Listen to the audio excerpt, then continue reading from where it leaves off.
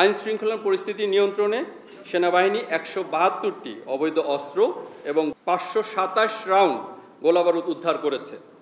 এ সময়কালে দেশের বিভিন্ন শিল্পাঞ্চল, মূলত গাজীপুর, আশুলিয়া ও সাভার এলাকায় ৮৮টি অস্থিতিশীল পরিস্থিতি এবং এ ধরনের পরিস্থিতি থেকে উদ্ভূত ৩০ বার মূল সড়ক অবরোধ নিয়ন্ত্রণে সেনাবাহিনী সক্রিয় ভূমিকা রেখেছে। কারখানাগুলো চালু রাখার জন্য শ্রমিক পক্ষ, মালিক পক্ষ, সংশ্লিষ্ট মন্ত্রণালয়, শিল্পাঞ্চল পুলিশ, বিজিএমই সহ সংশ্লিষ্ট সকলের সমন্বয়ে পদক্ষেপ গ্রহণ করেছে।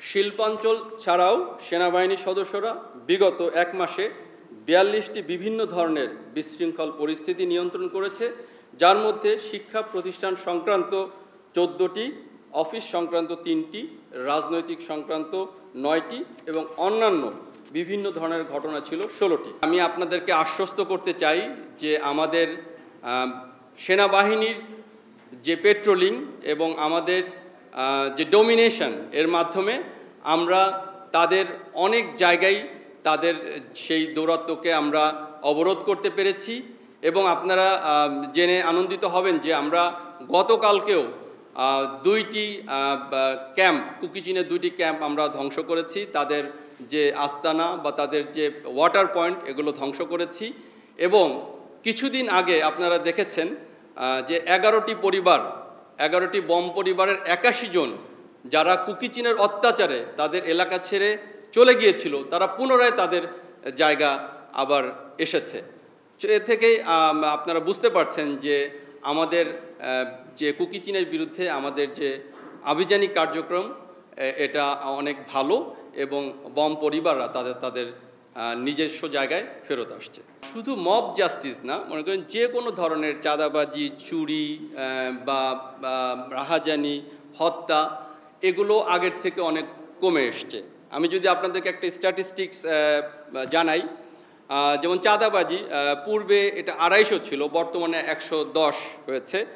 চুরির ঘটনা এর আগে আমরা অন অ্যান অ্যাভারেজ ৮৫০-এর মতো হতো, এখন এটা ৬০০-র নিচে নেমে এসছে এবং হত্যা আগে ৩৫০-এর মতো ছিল, এখন এটা ১২০-এ এসছে। তো আমরা আমাদের কর্মতৎপরতা আমরা জারি রেখেছি এবং আমরা এর জন্য বেশ কিছু হটস্পট আমরা চিহ্নিত করেছি এবং এই হটস্পটগুলো আমরা সার্বক্ষণিক 24/7 নজরদারির আয়ত্তে নিয়ে এসেছি এবং এভাবে আমরা আমাদের এই কর্মতৎপরতা, পেট্রোলিং এবং অপারেশনের মাধ্যমে আমরা এই যে মব জাস্টিস, শুধু মব জাস্টিসই না, চাঁদাবাজি, চুরি, হত্যা এগুলো অনেকাংশে কমিয়ে নিয়ে এসছে এবং অদূর ভবিষ্যতে দেখবেন এগুলো আরও কমে এসছে। আসলে সমন্বয়কদের ক্ষেত্রে এই বিষয়ে আমাদের স্পেসিফিক কোনো তথ্য বা ইনফরমেশন আমাদের কাছে নেই, তবে ওভারঅল আমরা এই চাঁদাবাজির বিরুদ্ধে একটু আগে আমি বললাম আমাদের চাঁদাবাজি আগের থেকে অর্ধেক কমে এসছে। অর্ধেকে আমাদের কর্মতৎপরতা বা বিভিন্ন আইন শৃঙ্খলা বাহিনীর সমন্বিত প্রচেষ্টায় এটা আগের থেকে অনেক কমেছে। তো সেই ক্ষেত্রে আমি বলবো যে আমাদের কর্মতৎপরতা বা আমাদের আভিযানিক যে একটা প্রচেষ্টা এর মাধ্যমে এটাকে আরও কমিয়ে আনা সম্ভব।